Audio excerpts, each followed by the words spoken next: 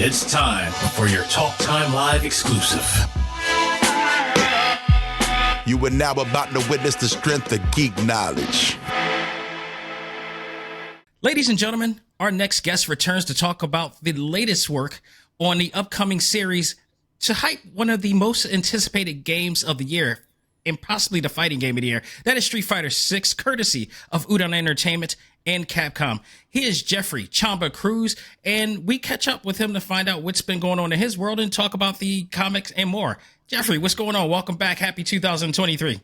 Yeah, thank you very much. Well, happy 2023 to you also. And yeah, thank you for having me back. Oh, it's been a pleasure. I always have a great time talking to you and learning from you as well, man. I mean, like, I almost say I like to live as from designer to artist. I live vicariously through you, because you're not only, doing what you love, which is, illustrating and art in the comic book world, which is something at one point I did strive to do. But you're also doing it with one of my favorite companies. So it's win-win for you for this case. And I'm just like, all right, if I can't do it, I got to know somebody who does it. And enter you. So I much love it. But last time we talked last year, and unfortunately, Australia was still going up in a quarantine situation. How are things now? Much better, actually. I was hoping so. Yeah, much better. People can travel now, so we're not exactly locked into Australia right now, and that's definitely helped a lot of people, I suppose. I bet. Just morale. When did it actually? When did they stop it? I think lift it. I think sometime last year, I'd imagine. I mean, okay. I only traveled this year. Is the first time that I traveled overseas, so I didn't take advantage of it, opening up when it did. I think for me, it was just I was busy with stuff, but also I wanted to wait a little bit for it to cool down, or mainly for me to have something to actually do, for a place to actually go before I would just randomly travel for the sake of traveling. Right. Yeah. You just put your foot out in the door just for a second. In a way, because it's like, all right, I know that it's open now. Cool. I'm not in a rush right now either, though. And I'll be honest, I still am not somewhat in a rush, but I know that I do want to start attending overseas conventions again, and I already have attended one this year, so I'm definitely. Being that we've already done this before you guys were able to, it does take a while to get adjusted to, because you've been your mindset has been so conditioned on the caution of it all. Reprogrammed in a way. Yeah. It's going to take time for you to really get adjusted to it. And and each place is different. Each situation is different. So absolutely, I totally get it. Nobody, trust me, nobody listening to this or watching this is going to fault you for that. We Plus, we want all of your safeties. I don't see that as a fault either. It's just like a personal thing. I think we've also, within those years that we were obviously locked in, I suppose. Yes. We've got accustomed to that too. We've all really become introverted in a sense. I've always been introverted, so this was like, I know it sucks to say, but it wasn't too much of a difference for me, other than traveling overseas. That was kind of the major thing that was that I didn't do, and that's why, in that sense, it almost felt like I was in a convention coma, a coma from convention. Interesting. Really. And so that's such a way to put it. For me personally, it's like I'm just waking up again just to attend now. So I'm really looking forward to attending more this year at least. What was your saving grace during the pandemic, if I might ask? Honestly, just because I draw every day. Yeah. That's gonna remain my saving grace. Like that's what keeps me. That's what maintains my happiness, I suppose. Yeah, I totally get it. And because of that, that's kind of, that made me focus still. Like if I don't focus on anything else, I could just focus on drawing. Easy. I can get through the days. No problem. I can absolutely tell. And I mean, it brought out some of the best stuff that you showed us, and we were privy to on, your social media pages. I mean, you knocked out some really bangers. It was like, I compare you to like Alanis Morissette when she got cheated on and she came out with Jagged Little Pill and just killed it. You were at that level. I'll be honest as well, though. Like, the lockdown and whatnot's made me, I don't know, not necessarily rush pieces anymore. Not that I was forcing myself to rush pieces, but yeah, I felt like I couldn't say sit down and just take my time. Whereas now that's what just, it ends up happening that way. Yeah. So I'm more used to that now. Now I feel like sometimes these days I'm like, man, I'm much slower these days. And I don't know if that's a good or a bad thing, because the end result is still up to my standards or up to something where I'll be happy with. But it's like, how did that take so long? When I'm looking at it, I'm like, it really shouldn't have taken as long as it did. It's like, oh, maybe I was just doing other things at the same time. I think I could be wrong. I can't speak for you, but it could be a mix of that. Plus, I mean, this is another chapter of your life. So you're reevaluating your situation. Cause I had to do the same thing too with, I'm doing the very same thing right now when it came to like, designing and being, just banging them out as much as possible, working with clients and all that stuff every so often, and just trying to be as due diligent as possible, beating the time. I still say like CPT time means corporate people time, but in a sense, but it's like, I slowed down just a bit, and I can probably see the pandemic being something that's like, I need to value my time, my health, to make sure that, I'm okay. I want to keep doing what I'm doing, as much as possible, but I want to keep composure and keep it together at the same time. Yeah. Absolutely. And not be tired of what I love doing. You know what I mean? I think that's the thing. I think because like once we were, forced to basically remain, in a singular spot. My focus for what I was doing didn't, while it occupied a majority of my time, I wasn't just focused on that, and I allowed myself breaks. I allowed myself those things, and I think that's why things take longer now, and it's probably for the better. Yeah. Because also looking at it now, when I look at a piece, I can actually gauge it from a different perspective as opposed to just something that I've been looking at, in a single sitting, where I would complete it then and then. It's like, yep, here it is. I could look at it. But then you wake up at like 3:00 in the morning to look at your work, and it's absolutely, and not even wake up. Like I could take a break from it, do something else, go back to it, and go, okay, now I'm looking at it again now with fresh eyes. Yeah. And by doing it that way, I can notice things that I could change, alter, improve upon. So, if anything, while it takes more time, it's probably for the better. That sounds so familiar. Yeah. I think as artists, we all go through that same thing. And, you're becoming, it just sounds like you're becoming a more seasoned, artist and craftsman for yourself. And you're more comfortable with what you do. Or less than when you were younger, it was like, am I getting this right? Will it get the approval that I want? When people look at it, will people get what they're seeing? You're all asking yourself all these questions. It's like, I know.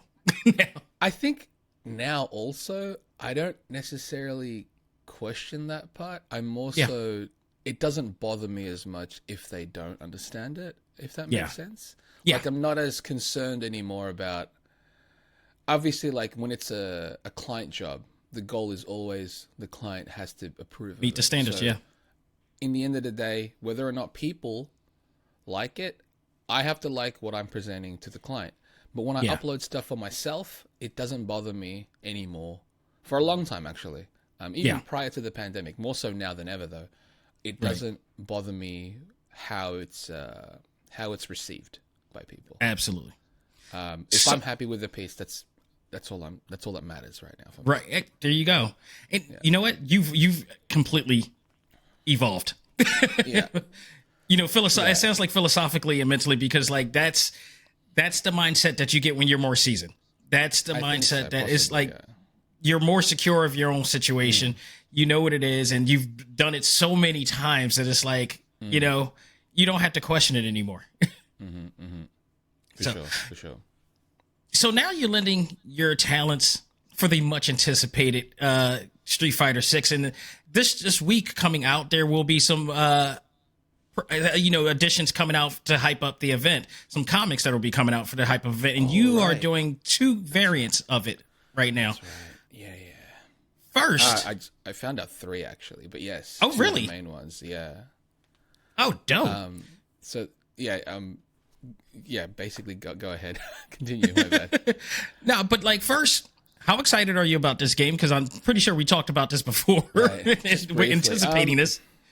It's basically what I wanted this next generation of Street Fighter to look like. I know when like Street Fighter 4 and 5 came out, I could see what they were attempting, and I feel that they've reached it now. This is the results that we're seeing here is what they had seen in their minds when they were making 4 and 5. Yeah. So seeing this as it is, I'm just hyped. I don't have a console. I haven't had a new console for a while, and this one might force my hand to get one. But I haven't played games in a long time, and I know people think, how do you like Street Fighter and whatnot and not play the games? It's just that I'm very design based, Right. Like I loved Street Fighter. Even growing up, I loved Street Fighter primarily from the design aspect. The illustration, the design, the music, the characters, the stories. That's what sold me. Yeah, and the game was secondary. It was fun to play, but I can have joy looking, say, at an art book of all the characters, of all the concept sketches. As much joy as that as some would in playing the game. Right. So right now, as far as Street Fighter 6 goes, and the design and everything behind it, I'm very hyped. The way they look, just the presentation, it's just... I will say this. If you do, I will tell you, I played the beta and I played the demo. And boy, this is not, I grew up a fighting game fan. Like you said, like Street Fighter, what lured me to Street Fighter was 2 things. The awesome illustrations, not just from back then, just continuously that you're carrying the tradition in, and Longvo and the rest of you guys are carrying the tradition in beautifully, I might add. But then the storytelling too, like the character development of it, I really was intrigued by that. And then on top of that, there was this innovative control scheme that we've never seen before in any type of game genre before, that I am really mad that they're going to the simplistic play style, but that's a whole other story of it. But at least Capcom, to their credit, they're pleasing everybody. They're putting in both. But I will tell you this, you're going to want to get a PS5 whenever you get a chance, because this is the ultimate fighting game that this is the way I always wanted to play Street Fighter. And the fact that you're going to be able to create your own avatars and just roam the streets and being immersed into the universe, it is something. I can't even believe I'm be able to do this when it comes out. It's an amazing thing that they're doing. It looks good. I think, they're trying things for this, which they've obviously never tried before. And it's very impressive. The way the characters look to me is where it really is what's pulling me in. I'm like, okay, to me, this is kind of a proper evolution of, say, the characters. And I'm all about character development and design and how they evolve. Yeah. And I mean, sure, we can say the reason why they don't look too different in 4 and 5 is because in sequential storytelling, those actually don't take place in the future. Yeah. So, but that's what that's where they modeled it. Whereas 6 is, after everything we've seen, and that's kind of why I'm like, oh, this is what I've waited years for. I call what they did the Tarantino timeline effect. Basically, if you watched any, like, especially Kill Bill, if you watched like any Quentin Tarantino movies, he switches times left and right so many times, and then you get right back to the straight and narrow of the story, of the core story of it. And I felt like that's where they were pulling with that, and they did pretty good with it. They didn't overdo it. I liked it, by the way. I liked 4 and 5. My problem was the numbering. That's where it gets confusing. And honestly, I kind of don't blame him for that, but I kind of do at the same time. It's like, I wish if you had not stuck to a naming system, or if you already stopped milking the numbers at the time, you probably would have been able to fit it within story canon. Because I mean, when 4 takes place in the same timeline as 2, and 5 is after that, all before 3. You're like, what? Like, no, and now we're I'm back, glad I finally. know this. And exactly, now 6 is after 3, and you're like, but where's 4 and 5? It's like, don't worry about it. Like, that's don't worry. I had to explain this to people. Yeah. I had to Street Fighter explain people so many times with that. It's understandable when you see it, and you're like, it's still confusing. The numbering system is the part that's confusing. Yeah. My next question to that, though, is since you worked alongside this project, can you tell us a little bit about what we can expect from this miniseries, possibly? Okay, yeah, absolutely. So it's a 4-issue miniseries that we're in May right now. So it is May. I believe it's coming out this month. Yes, it is officially. It should be officially out. Perfect. It's 4 issues. It's 1 issue a week. It's written by Capcom. Unlike most of the previous Udon stories, we would write a story and then get the approval, Yeah. So these ones are canon with game. These ones are a prequel to the game. It's a lead up to the game. Right. And 2 of the issues are illustrated by Capcom artists. Right. Like, not just, not just Udon artists, which, mind you, it's a privilege for us. It's an honor to be able to contribute to this, but 2 of the artists are actual proper Capcom artists from and so to me that already is like, we've not seen that before, right, not in the books. So that alone for me is like is enough to hype for me personally. And yeah, it's 4 issues, couple of covers. I think it's like 2 covers each issue, I believe. Yeah. And there's gonna be a 0 issue 0. Right. And that one is kind of like, it's more like a short story prior to all these, and that's a lead up to it. I believe that one might be a free comic book day. I believe that's what I read on the website, that they're going to do that, and then it's going to just go on from there. Yeah. That one is kind of like, I don't know if that one is direct canon, if it's a direct lead up to the 4-issue mini, but it's definitely, you can throw it in there as part of at the beginning of it, basically. Right. I believe that's also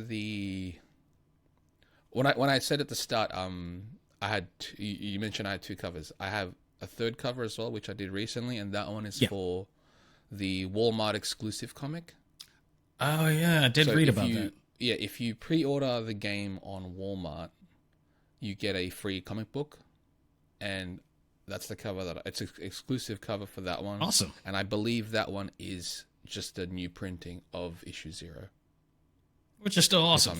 Which is great, because like for the people that say, because Free Comic Book Day might not be a familiar thing for a lot of video game collectors. So I'm pretty sure that like I think the genres. The demographics do mix, kind of. That's true. Like there's definitely crossover for the most part, but yeah, I can understand. Like, but yeah, to have that as a bonus with that new cover for it is also, that's what it's for as well. That is fantastic. So even though, I mean, you haven't played the game in a while or haven't even tried this new one, but have you followed it enough to know? Oh yeah. Yeah, but you've probably seen some more things that we weren't privy to. Yeah. Damn it! But is there a particular character that interests you in this process? I mean, the beauty about this game in particular is I kind of love all the new ones, and that's a nice feeling when I feel like at least the designers at Capcom have found their groove again in that sense. Yeah, where it feels like fully Capcom. At least it reminds me of that feeling that I was having in the early Capcom days. Absolutely. And we were talking about like story evolutions and character evolutions. A couple of these characters feel like legacy type characters, and that's also really cool to see. Even the way, characters that we're familiar with have evolved and have changed in their appearance too. That's also, it feels natural. Doesn't feel as forced. And I do like Luke's new design. I know people who had issues with his previous design. This version of Luke, I absolutely do love. It took me a while to get used to him in 5, but 6 just feels like very complete. I really enjoy him. I think I'm going to like him. I think he's going to be a character that people will enjoy this time, even as a main to that extent. And you talked about evolution. I do agree. Like, we see the kid that Chun-Li was, fostering pretty much. She's grown up now. Zangief is now wearing long tights. The little intricate things that I loved about this that we're seeing now. Yeah, this is truly evolution. I was worried when they first talked about doing 6. One thing I was worried about, I'm like, this is the after Yoshinori Ono era. And how is this going to be, and how are they going to be able to go on and, process? And I got to say, man, I'm blown away. They are going to be, this is Capcom. Yeah. I think like Ono did a great job of what he had done and contributed to the Street Fighter franchise. Sometimes new blood is necessary. Yeah. A new perspective is necessary too. And I think that's what Capcom felt. And so they went with, I'm forgetting his name. He was the producer for like Monster Hunter. And that was a crazy success in Japan. Now I see why the open zone or open world aspect of it is coming from. But that makes sense. That's also why they were going for that too, because they understood that they needed to do something a little bit fresh, and like to maintain the fighting aspect of it, but to expand on what they already established and created.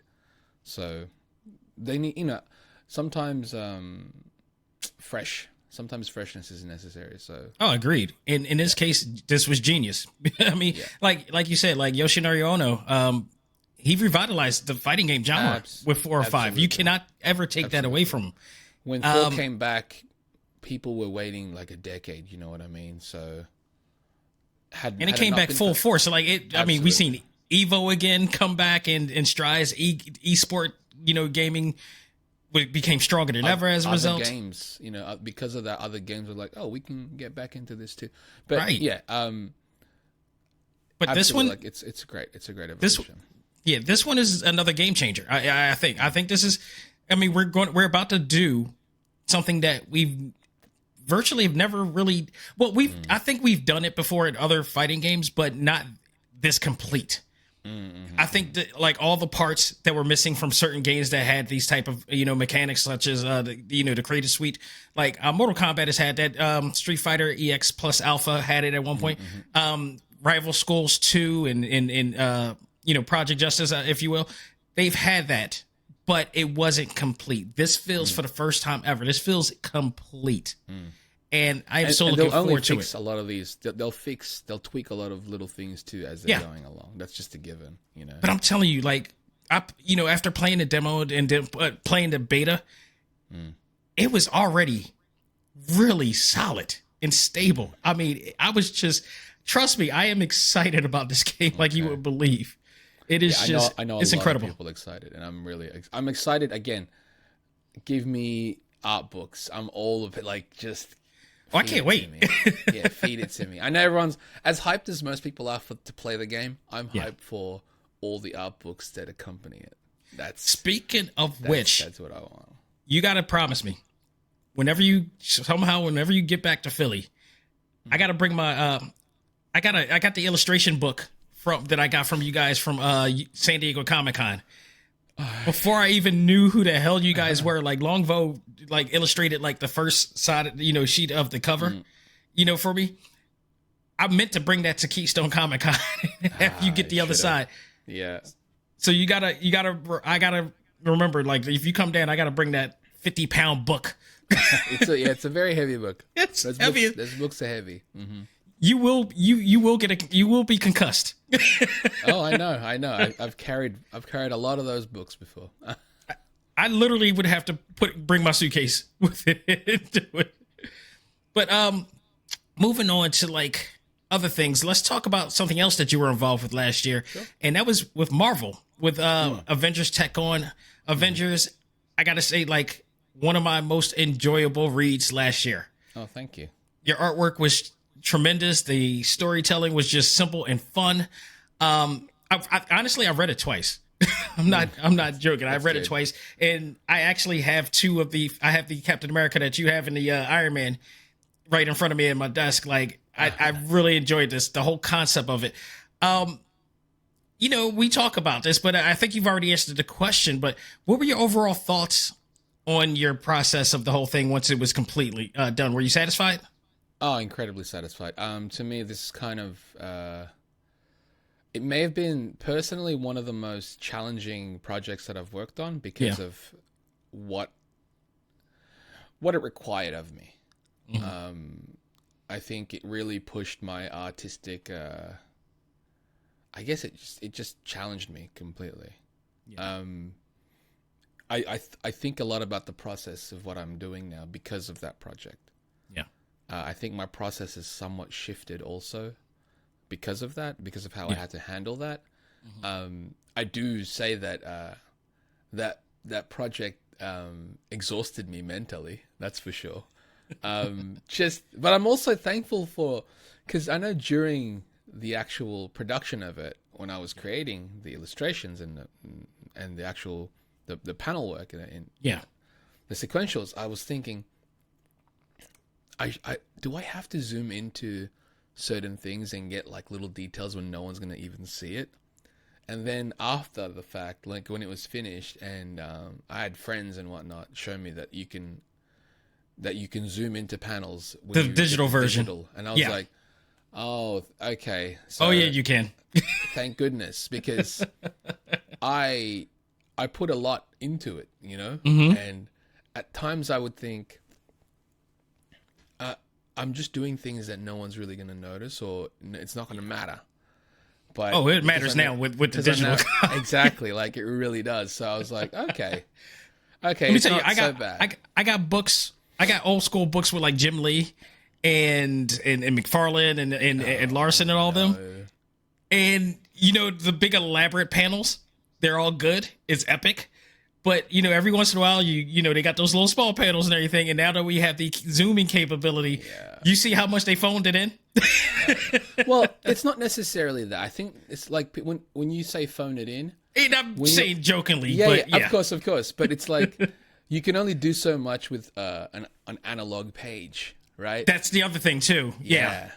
You can't there's now get like the little intricate details, and so. But because now we work on digital devices, we can zoom in, and still a lot of artists wouldn't bother. And honestly, they really shouldn't, because you're supposed to read a page as a whole as opposed to panel by panel. But also the movements, the body language and everything. As long as you get that right, it's it tells the story in itself. And there's other ways to also, I'm going to quote cheat, but it's also just be a smarter artist, right? Yeah. Just try not to do that as often, or like when it seems too obvious. Yeah. But that switch it up every so often. Yeah. You have to create a balance for yourself, but also to keep yourself sane, I suppose, whilst doing it. But that project really, I was very happy with the end result.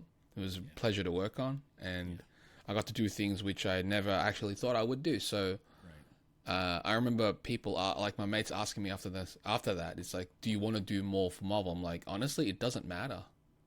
It's set in stone. Because, it doesn't matter, because it wasn't necessarily a goal for me anyway.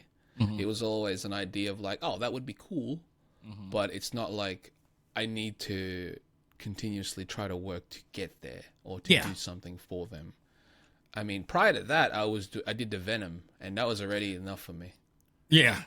But also, like, when this project was approached to you, like, did you have the mindset of like, all right, this was unexpected, but I'm going to take it on, and this is a big project for a big company. I really got to put it in. What was your mindset going in? My mindset is always, I'm going to put myself completely into it, because and you did. Somebody's I felt like I had no choice, right? But I did have a choice. The choice was, the choice with everything that I do is like this could be the first piece that somebody's seeing of mine. Right. And it's, while they don't know me, they're going to judge me on that. And I feel that everything you put out represents you in one way or another. And first impressions, But why not just give your all to it anyway? Everything that you do, you shouldn't put only 50% of yourself. This doesn't make any sense.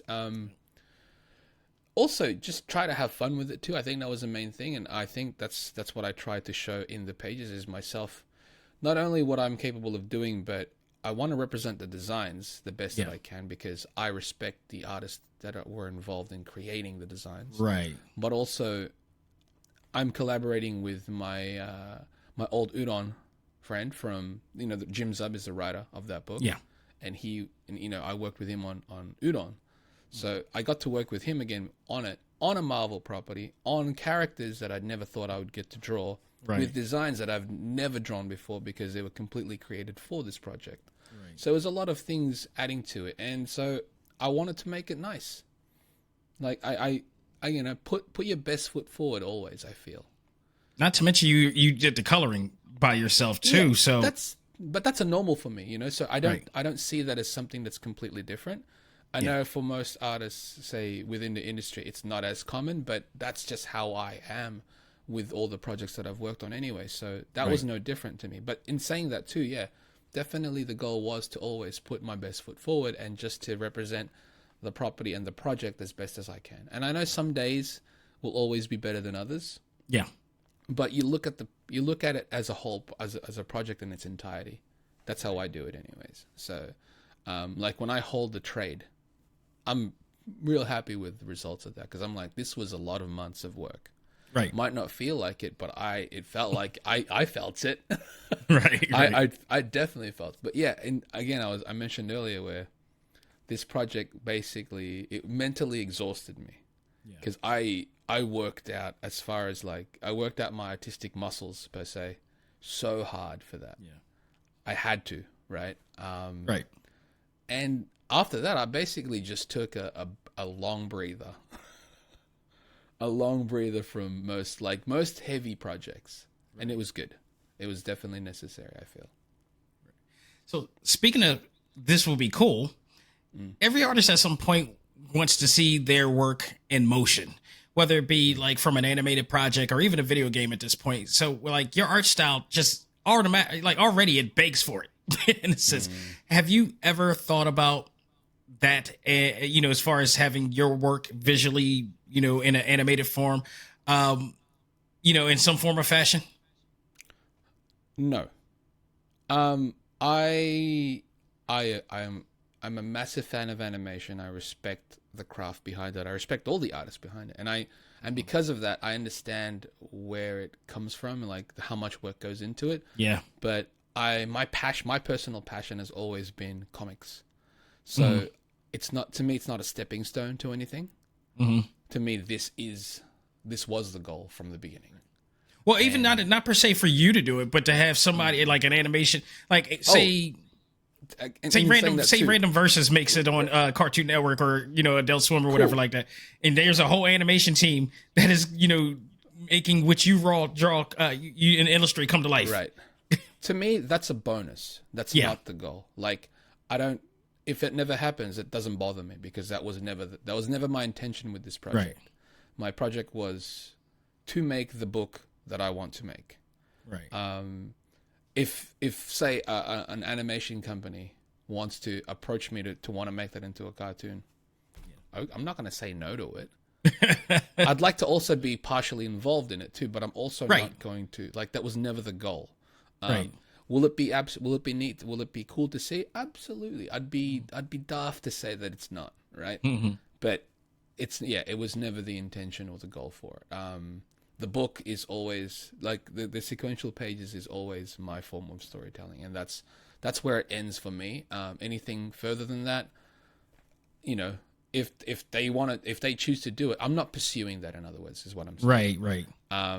But if it's something that comes my way, I'll look into it, and most likely, I'll be like, yeah, sure, provided that they respect the material as well, of course.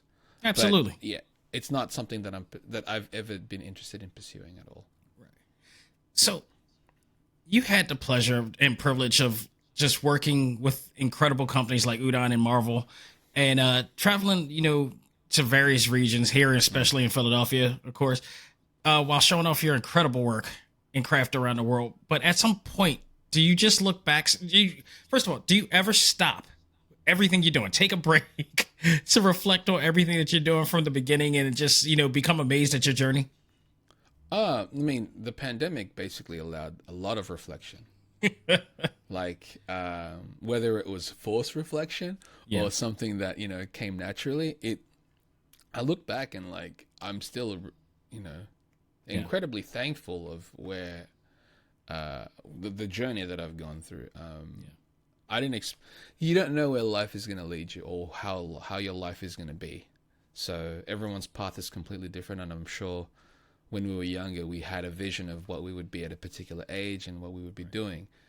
I never, imagined what it would be, but I also never assumed that it could be a particular thing. So where I am now, I'm happy where I am now. Right.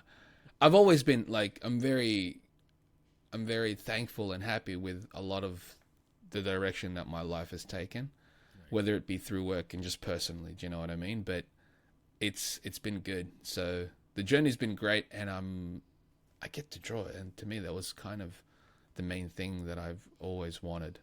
Just to draw and be happy, and be able to take care of the things that I need to at home.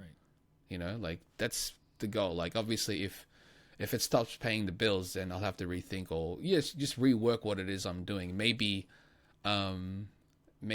attack harder in trying to pursue particular things in order to maintain what I currently have. But yeah, so far it's been awesome. So I will definitely say, like, your work is a testament of, the quality that you have, is because we've been talking about the pandemic, but like during the pandemic, a lot of people didn't survive it economically, financially, if you will. So for you to be, and trust me, I know, because like my wife and I are both like freelancers and we're entrepreneurs. My wife, has her own business that I help her with as well. And we had to really improvise. We had to, be more innovative during the pandemic because we were not able to do all the things that we had to. A lot of people had to revert to, video online streaming to get profits done. And if you didn't, you're going to be pretty much out. And for you, you were able to keep going. And not only that, but your work helped people mentally because of how well you've done and how good your work is. And it art can really do wonders with the mind. And throughout the pandemic, I think you succeeded in a lot of factors on that case. And that speaks volumes of your talent and craftsmanship. I appreciate it. Yeah, it's nice to know that people can take something away from, like, if somebody looks at my work and goes, "That's cool," and that's all they get from it, that's awesome to me. If a piece can inspire somebody, also awesome. Right. But if it, like, I know some people where it's like, just seeing your stuff on a daily was just nice, a nice feeling. It was the constant, as opposed to something that, when obviously during the pandemic things changed a lot with everything, but there was a constant, and I tried to maintain, like, the constant was to maintain my sanity also, though. But, it's tough. Like, again, I'm incredibly thankful for during that period of time that it didn't, because I know a lot of people lost work and all that, and it was just more difficult to get jobs and to do jobs and just to keep themselves sane to do those jobs too.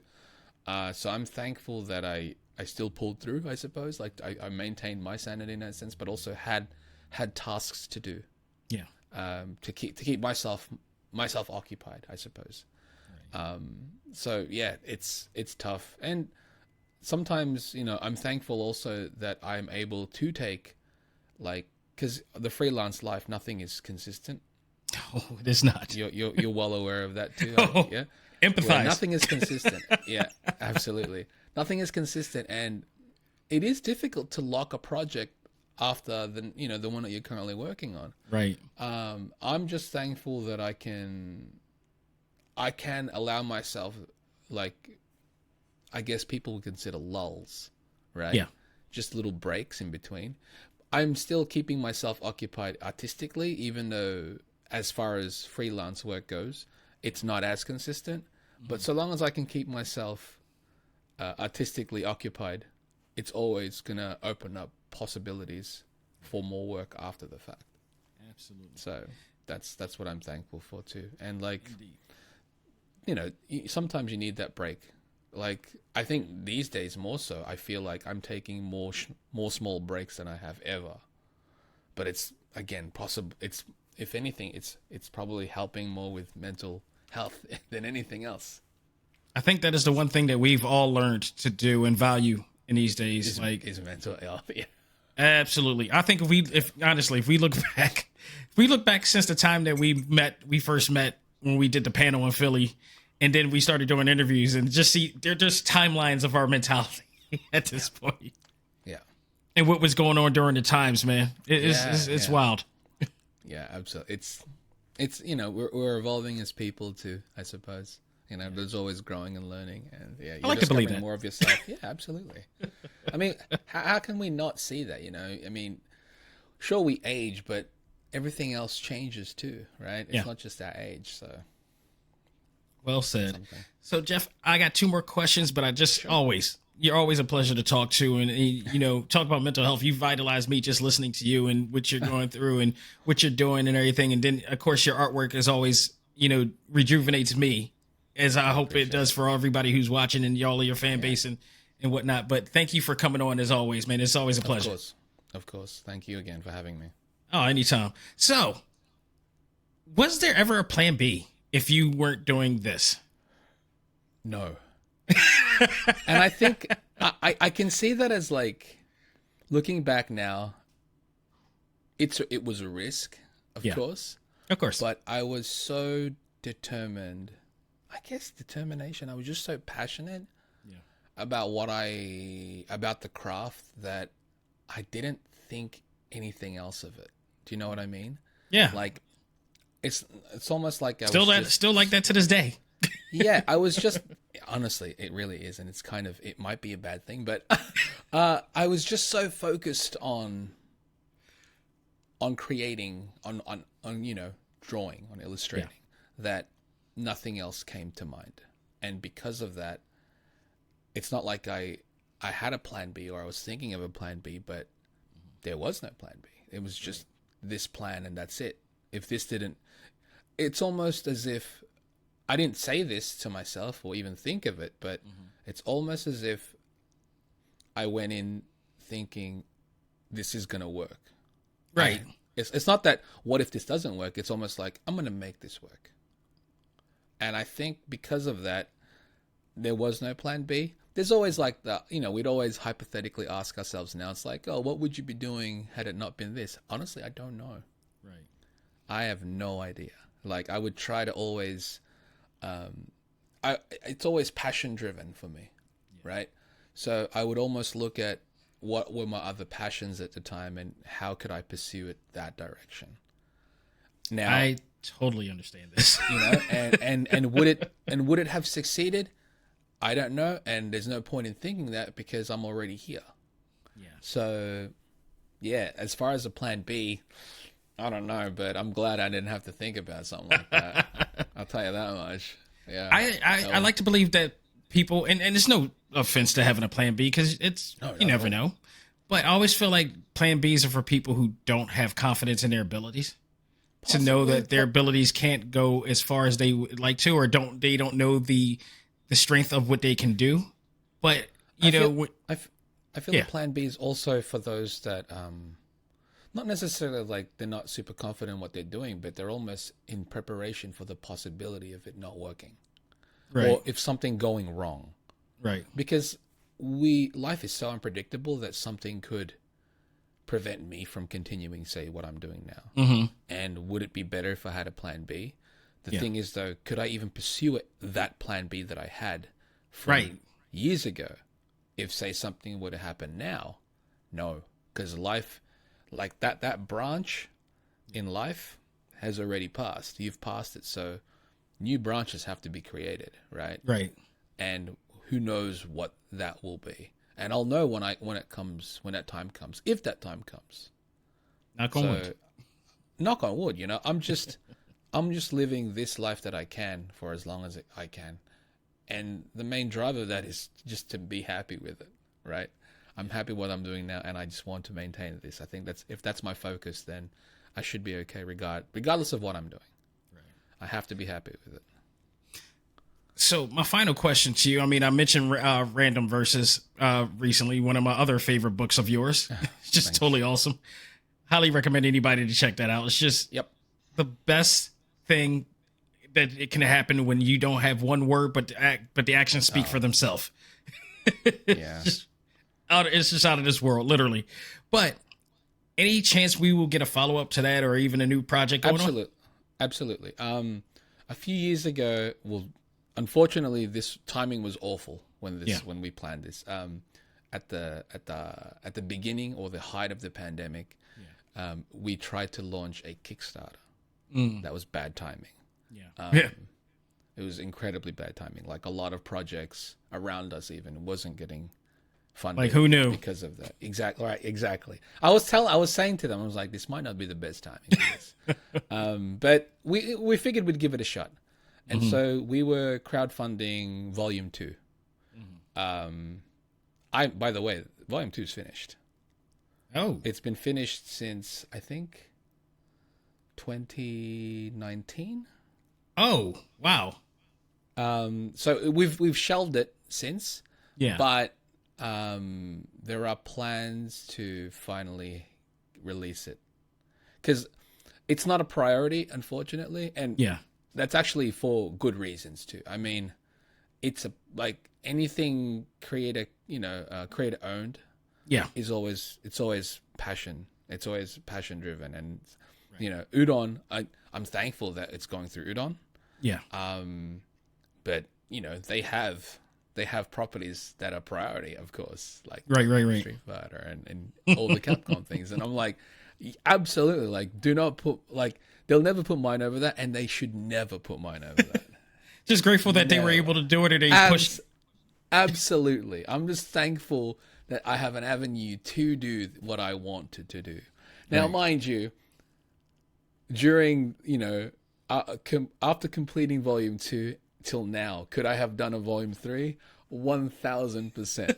But I thought about this a couple of days ago. Then I was like, I really could have done a third volume. But then I'm thinking about it, and I'm like, technically yes, but also no, because it's not like I was doing nothing. Right.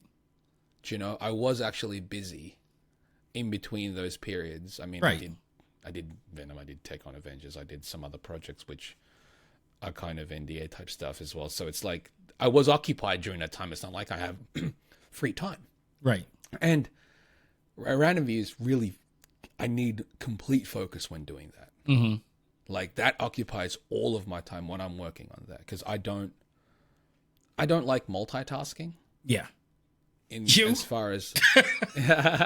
far as being creative, I don't, because to me it's like, because my approach and style shifts when I'm doing Random Views. It's my own thing, so I do what I want. And the look is, you can still tell it's me, but it's not the look, say, that I handled Tekken. It's not the same, or Street Fighter, or anything else that I do. So it's a specific look to the project, and so because of that, I have to focus on that and maintain that what can I say? Not the vibe of the art style, if you will. It's the aesthetic. I need to I need to hold that aesthetic completely in its entirety. So like last time we spoke about Random Views, I told you that it reminded me of Photon.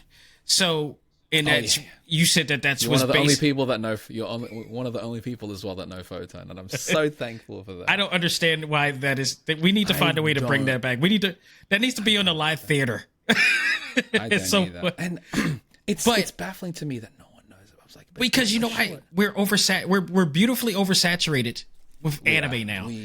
All of the God-given classics, the legends, everything that we have, these new breeds aren't seeing that now. So they don't even know of it, which is crazy to me. There's so much. Ask them about, do you know Project Eiko? And they're like, what's? I'm like, how do you know Project Eiko? Oh my God. I'm surprised they know about JoJo's Bizarre Adventure at this point, but if not for the reason why because it's still running. That's consistent. Exactly. Right. That's the only reason. That is the difference. Mm-hmm. They would not know it if it ended then. Well, I mean, it hasn't ended. It's never ended. That's the thing. No. The creator's been making it since. But yeah, I'm thankful that there are still some people who actually, who are aware of these things. So, Photon is it's legend. It is not just just from the premise of it, but just the art style and everything. It was just, and it was so over the top. Beautiful. It's like it's from a creative standpoint, you're freeing your mind, and this is why we love anime in the first place, because it allows you just to free your mind and just do things that it's you're going off structure. That's what they did. And that's that's what Random Views did, in essence of that. That's what I wanted to do. So I can understand when you say that you're trying to keep, the aesthetic of it, because you're trying to get that vibe of that type of the same motion going. So yeah, I get it. Especially because there are no words in it. It's just all action. So you want to keep. There are words, but it's like barely. The thing but it's like the narrative is basically the action. It's there to push it forward. Absolutely, it's there to push it forward. But it's I try. When I created Random Views, it's not like it's. I don't necessarily want it to be influenced by its surroundings. Yeah, right. It's like, oh yeah, this is like this is like that. It's like, it shouldn't be that. Right. Because it's kind of its own thing. It is everything, but it's also not at the same exactly. time. It's taken all my inspiration and influences growing up, but it's also going through the filter that is me and in what I want to do. So that's why when I make it, I almost have to make it in a bubble. Right. But yeah, I'm looking forward to when that project is announced again and released. I have the information, but we're not ready to say it. But long as the fact is it's happening. It's happening. Yeah. Trust me, that makes me happy, because I look, and the beauty about this project is, I know somebody asked, it's like, because I finished it 2019, right? Then I was like, well, the first project is technically 12 years old at this point? Yeah. 10, maybe longer. And they're like, didn't you evolve as an artist? And I'm like, well, yeah, but because I maintain a style, the style doesn't necessarily shift. It's just my approach to the style has definitely evolved. The structure is better. Right. The motion, the storytelling should be better. Right. But the style, I always reference myself when I'm doing Random Views, because I want to try to keep it. I want to try to keep a flow to it. So there shouldn't be much change. And they're like, but usually when you look at old pieces, you're like, it's not as good. And I'm like, I don't think I've ever felt that with Random Views before, because it's what I want it to look like. Right. That's the look that I'm always aiming for that project, So if I already hit the mark, all I got to do is maintain that mark. Yeah. I can, again, push certain things here and there, but it shouldn't be where it stands out to the point where I'm like, that feels off. That doesn't feel like it fits. So, yeah, I'm looking forward to this, and I can't wait to have Volume 2 sitting next to Volume 1. And I am looking forward to absolutely getting it and getting to see you again sometime in the near future. Jeff, thank you again, man. It's been a pleasure, man. Yeah, thank you. Before we actually head this off and end this, please let our listeners, let our watchers, let your people know where to find you and where possibly you're going to be.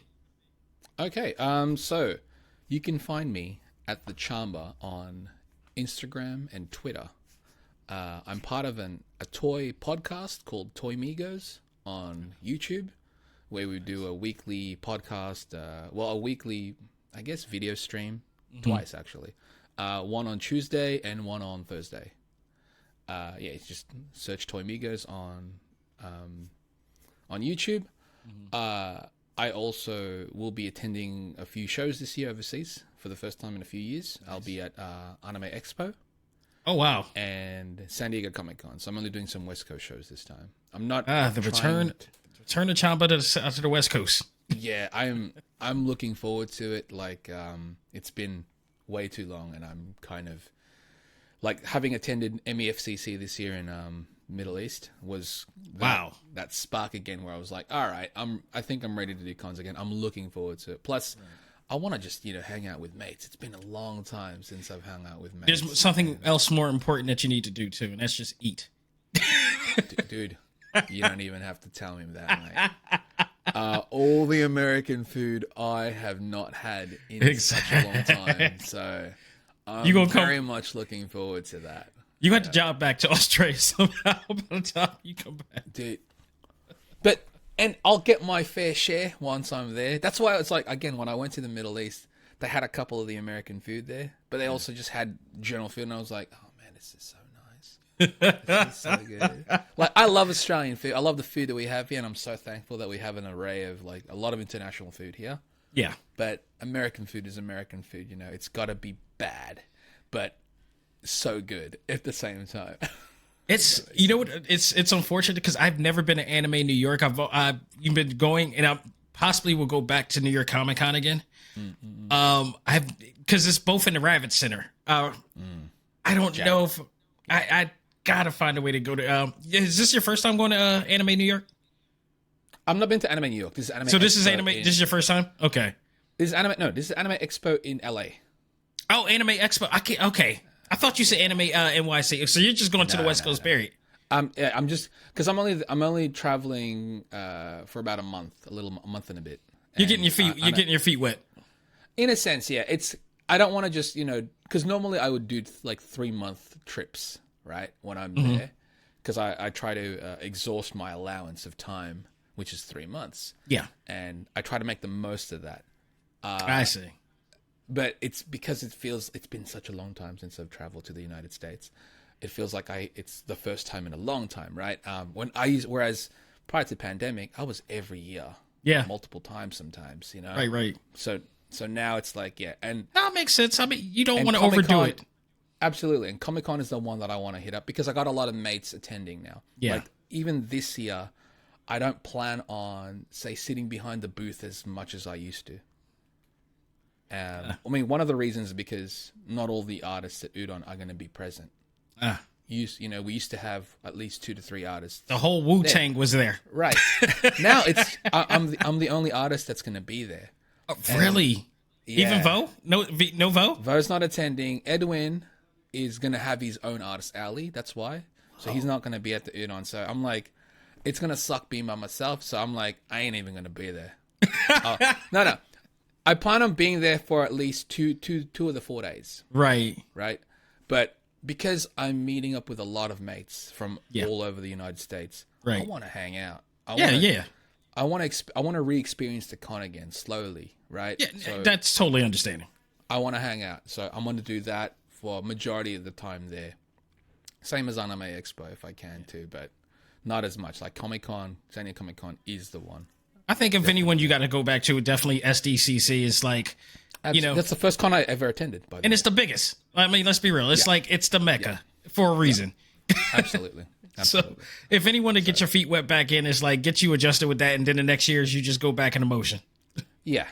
And, most likely next year I'll probably do a couple more shows, that's not just Comic-Con and Anime Expo, but we'll see. Like next year is a whole new time. Absolutely. And I'm not looking that far ahead. That's what I've noticed as well. It's like I don't look too far into the future as much as I can. It's like you are so in Jedi stage right now. I don't know. It's just life is definitely shifted. Like we have to shift that. Like our mentalities has shifted throughout the past few years. So like the priorities, the things that make us happy, it's just all these come to play. So it's like it's too far ahead to plan. Like you can have an idea of what you want to do, but you can't really plan for a lot of these things because you don't know what's going to happen. True indeed. Just enjoy what you can when you can right now.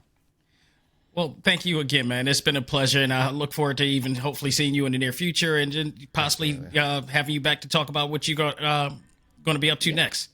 Sure. Folks, I hope you enjoyed this very special Street Fighter Edition episode of Talk Time Live exclusive. On behalf of myself and Jeffrey Chamba Cruz, all I gotta say is learn to let go, live life, and love all things anime, comics, movies, and games. This is ACMG Presents Talk Time Live. We are out of here. Take care and have a great week.